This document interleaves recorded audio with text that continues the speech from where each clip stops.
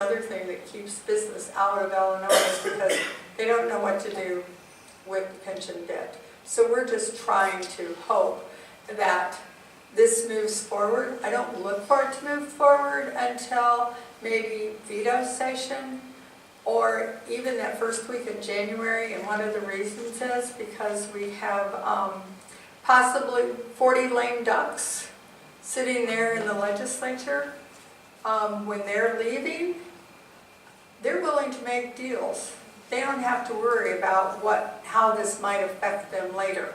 So, or they're looking for jobs and they'll, what do I get for my vote and things like that. So, I think it'll be very quiet during this, until the end of May about this bill.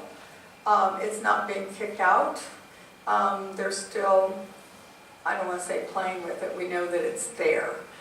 And so the possibility of it not moving until veto session or that first week in January before they all leave, then you could see all kinds of things happen. A little bit of point of reference here. Did we pay into a pension or did we pay into an annuity? Because if you look at nomenclature, pensions look like gifts. Everybody knows annuity is something you've paid into. So exactly, did we pay into a pension or did we pay into an annuity? You paid into a pension. Those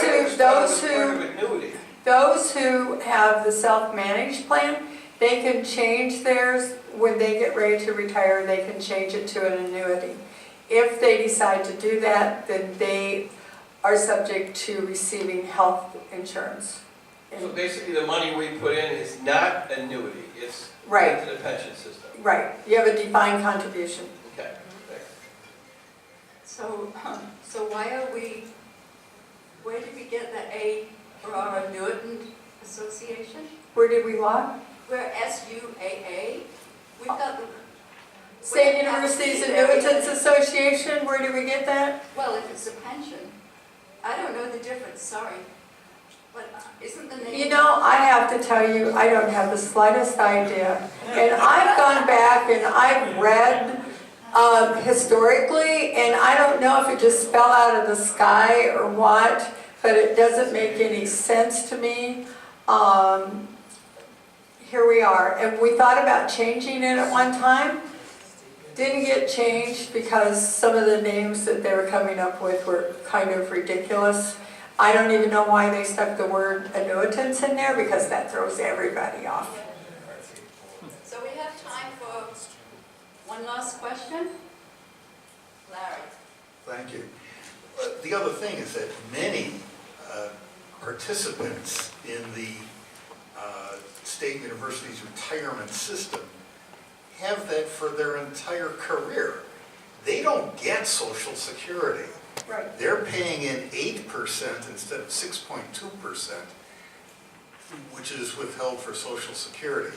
The other thing that's important to point out is that if somebody in the Social Security system, if their employer didn't match that 6.2% and the 1.45 Medicare, they'd be out of business. Right. They'd be in jail. Right, they'd be in jail.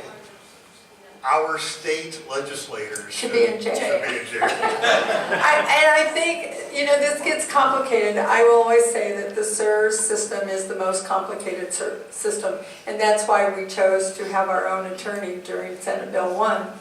But the other part of that is that you can look at SERS. They do pay 6.2 into Social Security, and they do pay 4% into a defined benefit. So they pay more. And it's interesting when you look at the differences in the pension systems themselves. Like I said, SERS still remains the most complicated, and I always say it has a lot of little cooks and nannies in it. And when you get more than one cook in the pot, things get a little... But anyway, I think that when we did Senate Bill 1, that we thought that if we could get the court to understand SERS, then the rest of them had an easy ride. And it turned out that it truly did, because what do I want to say? Most of the attorneys who were defending Senate Bill 1, or not defending, but in opposition of Senate Bill 1, they had no idea how complicated we were. So I think that we educated a lot of people, and what we found out was that there are so many, all of you are different. None of you are the same. And I would get calls from people that say, well, I talked to so-and-so and they get this, and why don't I? Folks, don't ever talk to your friends about what you get, because there's something different about you. And the other thing I have found out, that the guy who thinks he's getting the best probably isn't telling you something that takes away, and maybe you're the one that's receiving the best. There's always pluses and minuses. So I always say, be careful who you drink coffee with and what you tell them.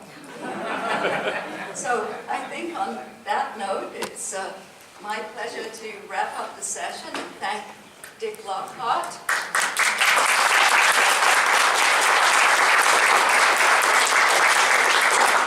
And Linda Brookhart.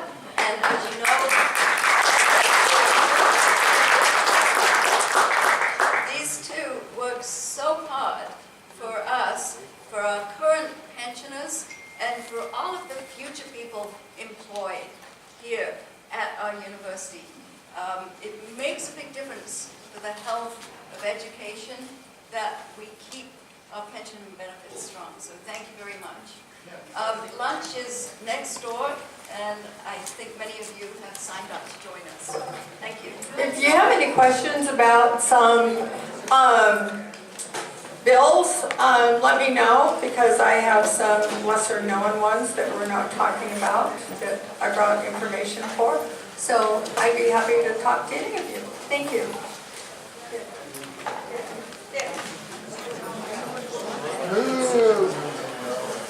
I'm a poor pensioner, I can't afford a $10. Hello, Jim. Hi, how are you doing, Jim? Pretty good. You? Leg better? Getting mobility any better?